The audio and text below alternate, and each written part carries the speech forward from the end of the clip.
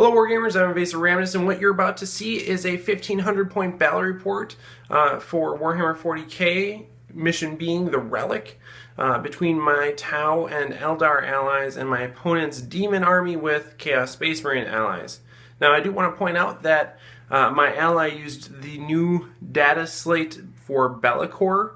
Bellicor was not his warlord though, which I thought it was up until about halfway through the game. But Bellicor was his HQ unit for his allied detachment, just Bellicor and a unit of cultists. So, yeah, I do want to talk a little bit about Bellicor before we jump into the battle report. Basically, Bellicor, a couple hundred points, and has all sorts of cool abilities, a little bit of a souped up Demon Prince type stuff, but he worked really well. He's really good, but he is not unkillable, and yeah, I think he's actually pretty balanced, unlike some of the other data slates that they've released recently. So I just wanted to share the opinion that Bellicor actually seems pretty decent as far as a playable rule set. So, all right, thanks for watching. We'll get to the battle report now. Let me know what you think in the comments below, and if you like the video, I think you know what to do. On with the show. Hello Wargamers, Invasive Ramnus here with a 1500 point battle report. It's the Relic, Tau versus Chaos Demons. Basically, I have a unit of Pathfinders, Riptide here, Riptide over there, unit of Kroot, a Farseer, a unit of Crisis Suits with a Commander, unit of Broadsides with drones, unit of Fire Warriors, and then I have two 3-man units of Jet Bikes in reserve and a unit of Kroot outflanking. My opponent has... So let them know what you have. I've got Fate Weaver back here, a Demon Prince of Nurgle, Demon Prince of Zage, Bellicor, and a unit of Cultists, and then 2 units of Horror in reserve. Alright, let's do the roll to see if I can seize the initiative. It's no night fight. He has first turn, unless... Nope. Alright, see you at the bottom of turn 1. Alright, at the halfway point in turn 1, since I was unable to seize, my opponent moved all these lovely demons right up in my grill. So they're knocking on my door. Bunch of psychic powers shot from these two over at the command squad here, took out some drones, and did 1 wound to the commander. Then Bellicor went ahead and puppet mastered the broadsides, which then shot at the command squad again, killed the other drone and did 1 wound. Fate Weaver tried to mess with the Kroot. They're just dominated now. But other than that, I'm weathering the onslaught pretty good, but we'll see how it goes once those demons get a little bit closer. Alright, at the bottom of turn 1, Kroot were dominated, unable to shoot, so when I had Cast God on them, that did nothing.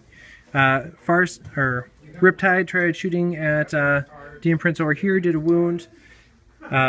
These guys shot at Demon Prince, did some wounds. This guy shot at Demon Prince, did some wounds, died. These guys tried to ground Bellicor, nothing happened. And the command squad was able to do 2 wounds on that Demon Prince, so it has 2 wounds left. That's first blood to me, but yeah, they're closing in on a turn 2. We'll see how the reserves treat both players. Alright, halfway through turn 2, no one has even touched the Relic, but the demons have touched me, and not in the way you might think. Bellicor charged the broadsides, wiped them right off the face of the earth. This Demon Prince charged the command squad and challenged my commander. He declined, didn't want to get an axe to the face, and so the Crisis Suits were taken out there. They're still locked in combat. But other than that, the board's actually kind of skimpy right now. We'll see if my reserves come in. Well, let's do that now. Okay, so first 2 Jet Bikes both come in, and Kroot also come in. Alright, see how that goes, and on the bottom of turn 2. Alright, that's the bottom of turn 2. I was able to take out Be'lakor with a little bit of shooting from my Fire Warriors, my Riptide, and my other Riptide. In the assault phase, the commander fell, and the Demon Prince consolidated very close to some jet bikes that just came in from reserve. The other jet bikes are scooting over here, and then the other crew came in on this side with the Relic right there, still uncontested. So, bottom of turn 2, things are starting to manifest a little bit more clearly here. Alright, halfway through turn 3. Warp Storm table was so generous and gave my opponent 11 horrors. They're horrors, but they're proxied by Chosen. So, horrors over there. We thought they were originally going to be here. Thought they might mishap, but no, they landed perfectly in between the bosoms that are these little huts. So, that was unfortunate for me, but very fortunate for my opponent. The 2 remaining units of horrors that he brought deep struck down here and then spread out to avoid pie plates. This guy charged the jet bikes, and clearly they're not there anymore. And then Fate Weaver charged the Kroot, suffered 1 wound at the hands of the bird people. Don't forget why he charged the Kroot. He charged the Kroot because he didn't want to get shot at by everyone else, because he was just standing there with his staff on the ground. Sucks it with the book. Yep. Alright. Alright, at the bottom of turn 3, Fire Warriors and the Riptide were able to kill the Demon Prince, so he's unable to provide Grimoire to Fate Weaver in the following turns, so he's probably tied up for the rest of the game there. Riptide hopped over here, contributed to the death of the Demon Prince. Unable to touch those guys, unfortunately, but yeah. Crew were moving out, thinking about charging these horrors here to just tie them up. Rolled a 4, which is just about right there. So, they failed their charge, unfortunately. Alright, getting down to the nitty-gritty. Alright, middle of turn 4. Demons tried to shoot at Kroot. Failed. Or I denied the witch. Then tried to do it again, and failed. Just failed. Got a Warp Storm. Warp Storm, yeah. Power, warp. Yeah. Fate Weaver killed 1 Kroot, 1 combat, and so they ran away. And that was really about it. Oh, don't forget some Fire Warriors got Feel No Pain. Oh, yeah. Yeah. Fire Warriors got shot at. Lost some, but then got Feel No Pain as a favor from the Dark Gods. And these demons here claimed the Relic and are just sitting tight. Alright, bottom of turn 4.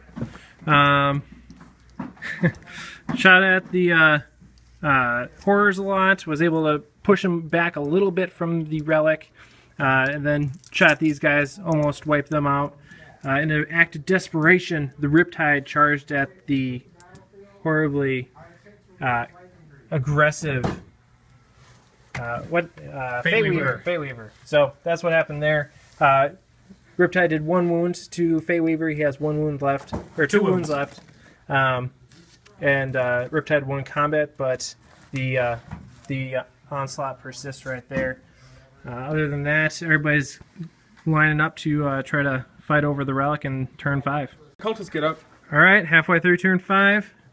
Horrors charged the Riptide. Riptide won combat, but the horrors persisted. Over here, Showdown of the Century.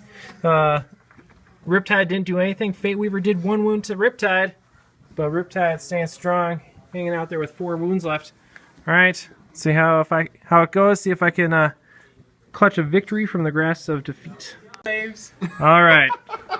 So, jet bikes hopped over here, then assaulted in to make the Relic bearer drop the Relic. That thing's just floating there. Fumble. Ali over here. Whiffed. Nothing's going on. Crew charged over here, took out a bunch of horrors, but the combat persists. Alright, so roll a die, see if the game is going to continue. Alright, so Fate Weaver failed to do his armor, or Iron Arm, so Riptide was able to get a wound in on him, but that was not enough to make him leave the combat. Over here, I was able to kill one more pig horror, but it came back. Double ones on the instability chart. And then here, the Kroot wiped out these horrors and consolidated. See if I can make something happen. All right, our narrative has been forged. The game is over. Riptide just about killed Fate Weaver, but due to his Fate Weaver trickery with rerolls, was able to survive. Wiped out the Relic Bearer over here, so the Relic is free. But otherwise, very low model count on the board there. Turns out to be a tie because no one has the Relic. I had first blood, and he has killed the Warlord. Fate Weaver would have been the clinching point there for me. Seriously, can't believe that thing is still sitting there. I'm going to go have chicken for dinner just because of that. So, all right, good game. All right, thanks for watching, everybody. If you like this battle report, I think you know what to do. And, of course, subscribe to the channel for awesome content in the future.